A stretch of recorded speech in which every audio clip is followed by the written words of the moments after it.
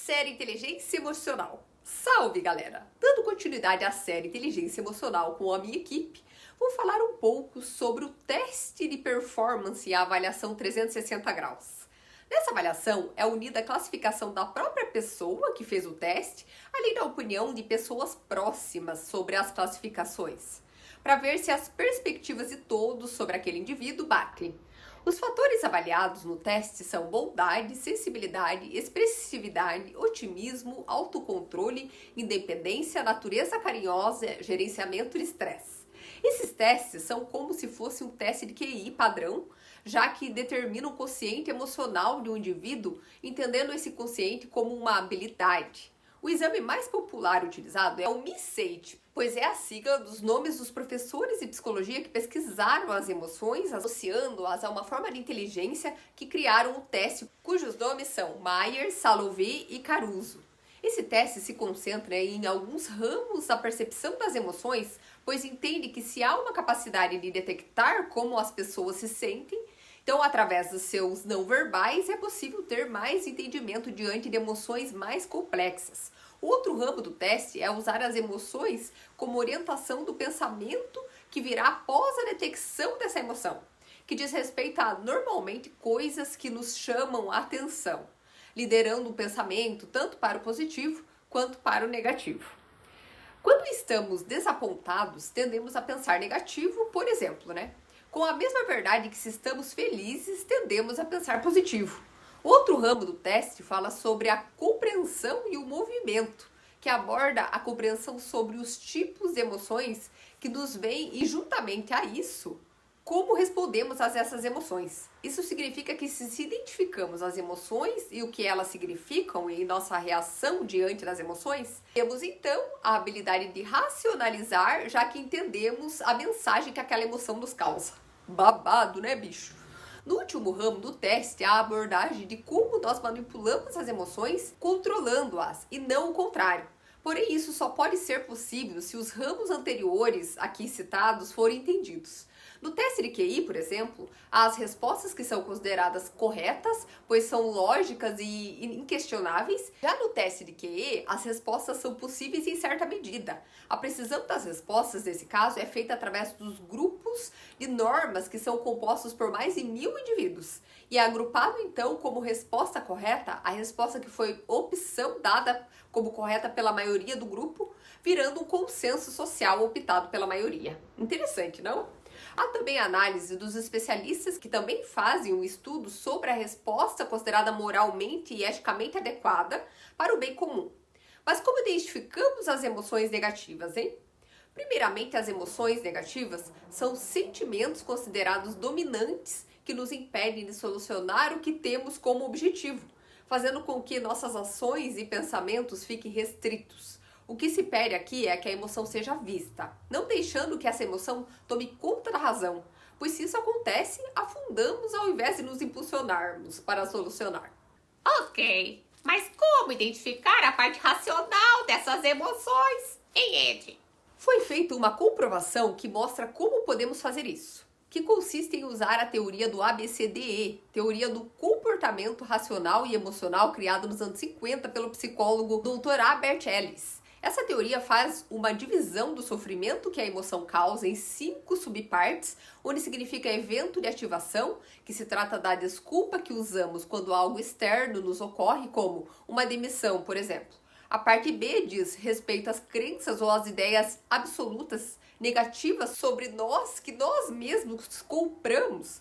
Por exemplo, a demissão aconteceu porque eu sou péssimo naquele cargo que eu ocupava, entende? A parte C diz respeito à consequência, que são emoções autodestrutivas que temos que são negativas, nos gerando ansiedade, etc. E normalmente abordamos a consequência, ou seja, estou ansioso porque fui demitido e não o evento que causou a ansiedade. Pois antes já vem a crença que somos errados ou o problema. A parte D aborda a disputa, que é o momento que as crenças são questionadas quando comparadas ao evento que as fez vir à tona. E estas são vistas como ilógicas. A parte E é o efeito, o momento em que a mente aquieta, o corpo relaxa e então começamos a pensar de modo racional sobre como solucionar. Ufa! Para controlar nossas emoções, é preciso trabalharmos e entender que a vida é uma montanha-russa de emoções. Quanto mais reagimos aos acontecimentos, mais a vida fica cansativa. Uma forma de controlar as emoções, nos poupando tanto esforço, é reestruturar nossa cognição.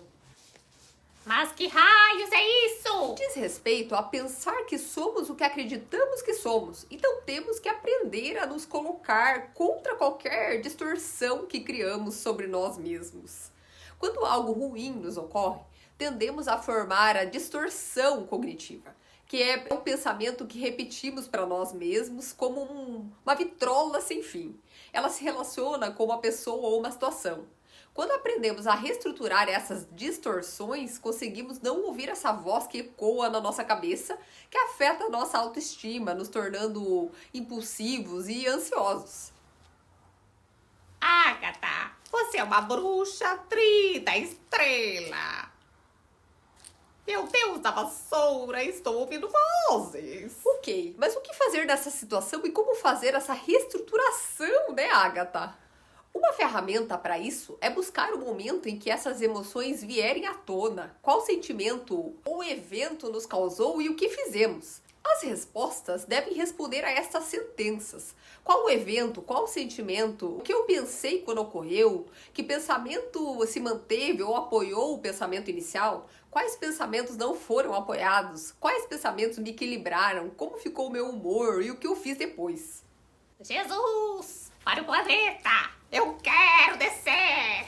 Técnicas de distração também são boas apoiadoras em casos que estamos lidando com estresse situacional, pois nos ajudam a criar estratégias para sair da situação com parcimônia. Esses métodos todos que encontramos para lidar com as adversidades devem fazer parte dos nossos hábitos diários, pois nos possibilitam gerenciar as emoções e sempre que elas surgirem, dentre as técnicas que podem nos ajudar na nossa percepção e pontos de tensão no corpo, sempre que vivenciamos emoções negativas e meditamos e apostamos na conscientização, isso nos ajuda a estar consciente de tudo que nos rodeia. Dentre outras práticas e estratégias individuais que podem auxiliar, podem ser lapidadas também, inseridas na rotina. Frases e palavras motivadoras são ótimas aliadas também para esse tipo de equilíbrio, e nós precisamos aprender a controlar as nossas emoções e não o contrário. Agatha, você é uma bruxa muito poderosa.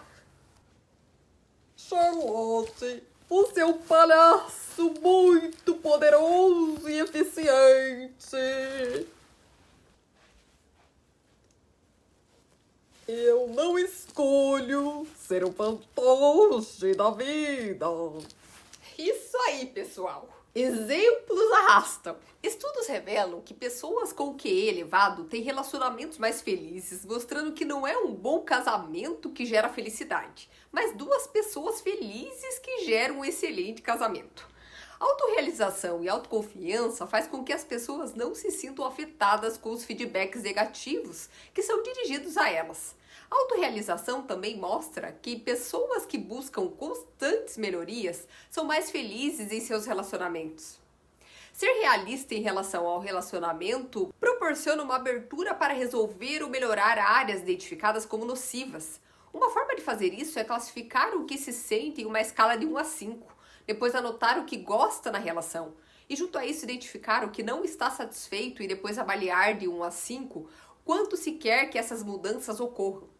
Essa prática proporciona entendimento um do outro e depois possibilita também usar ferramentas para desenvolver e fortalecer a relação. Quando se aprende a gerenciar as próprias emoções e se aprende a lidar com as emoções de outras pessoas, é possível então que ambos trabalhem para fazer a manutenção e realizar melhorias no relacionamento. Outra ferramenta importante é manter-se positivo. Uma pesquisa mostrou que casais que se concentram mais na comunicação ao invés da mudança comportamental são menos satisfeitos na relação. A distância emocional acontece nas relações quando o casal tem a percepção que há uma garantia e as ações românticas deixam de ocorrer. Senta que lá vem história. Meu bisavô mesmo, estando casado com a minha bisavó há 100 anos, ainda assim diz que ela tem o abraço mais amoroso do planeta. É sobre isso. Obrigada. Obrigada pelo exemplo, Agatha. Outro fator importante é conhecer as emoções do parceiro. Isso dá segurança ao relacionamento. É preciso também encontrar equilíbrio nas nossas habilidades pessoais, sociais e emocionais. Toda vez que a minha mãe estava chateada com meu pai, ela sempre dizia: "Não quero conversar agora, seu palhaço." Nessa hora, meu pai entendia que deveria dar uma volta no quarteirão da vizinhança e alegrar as crianças com suas palhaçadas e malabares. Nossa, Charlotte, eu estou emocionada com sua história de superação.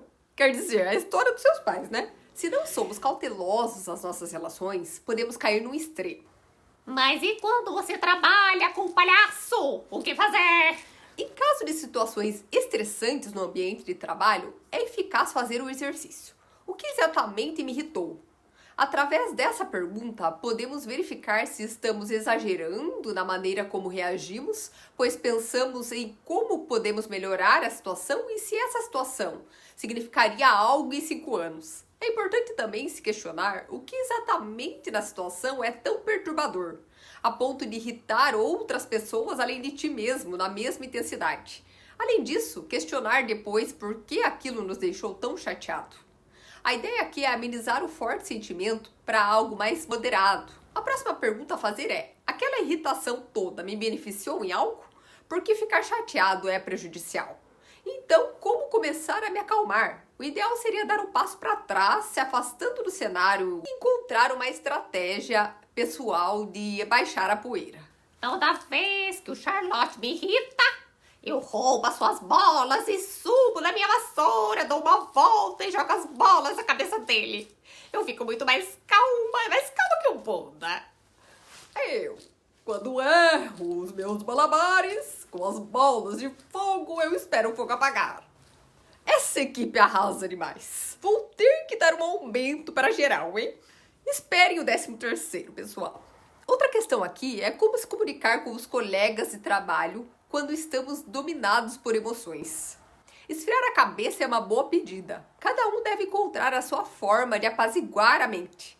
Então pensar no problema como se fosse outra pessoa vivenciando a situação, vendo então a perspectiva pelos olhos de outra pessoa.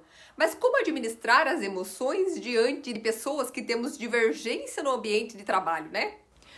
Quando precisamos trabalhar com pessoas que não são fáceis de lidar e é necessário conhecer o estilo de trabalho dessa pessoa, primeiramente.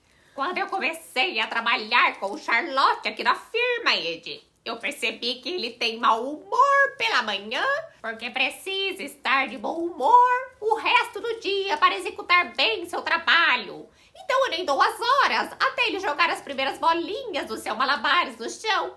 Aí eu já sei que o show vai começar. Nossa, eu preciso prestar mais atenção nos meus funcionários. Eu nem percebi esse tal mau humor matutino do Charlotte. É verdade, hein, Charlotte? Eu acho que a Agatha está exagerando, Ed.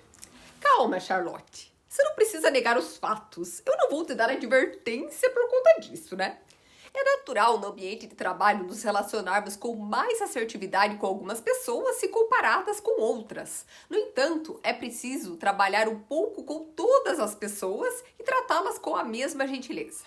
Em relação àquele que temos mais dificuldade, para lidar, o ideal é que façamos um planejamento anterior ao encontro para que possamos nos preparar para esse trabalho em conjunto, entende? Quando planejamos a ação e a comunicação anteriormente, fica mais fácil gerenciar a situação como um todo. Ser um líder significa possuir conhecimentos técnicos, intelectuais e emocionais para realizar o trabalho. Sem inteligência emocional, um líder não se mantém no cargo por muito tempo.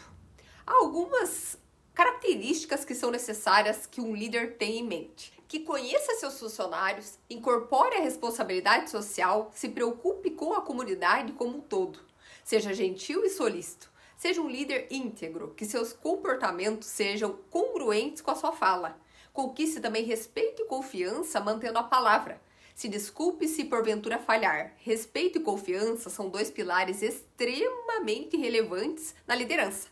E é extremamente importante que o líder escute as pessoas ativamente e seja empático. Isso faz com que as pessoas se sintam preciosas e apreciadas. Outro ponto é que o líder mostra assertividade, mesmo que tenha que dar más notícias. É a assertividade que derruba qualquer mal-entendido e tira qualquer distorção da fala. Além disso, também é importante que o líder seja otimista e visionário, traçando um bom plano com o caminho que deseja chegar, sendo confiante, mesmo que no percurso a rota se mostre difícil. É a confiança que faz com que todos sigam a visão do líder, mesmo que o cenário não esteja otimista. Calma, galera. Eu sei que eu estou longe de ser uma líder por aqui. Mas quem tem vontade já tem metade, né? Tenham paciência comigo. Além disso, é necessário que o líder construa uma equipe com as melhores pessoas, escolhendo também as pessoas com mais habilidades corretas que vão fazer chegar no objetivo final com mais facilidade. Além de se cercar de pessoas leais, é necessário que se cerque de pessoas habilidosas. Você sabia que muitas equipes falham porque os líderes se cercam de pessoas leais, mas não necessariamente de pessoas habilidosas? Habilidades que não são apenas técnicas e intelectuais, mas também emocionais. Acompanhe o próximo episódio da série Inteligência Emocional com Ed e sua equipe. Até mais!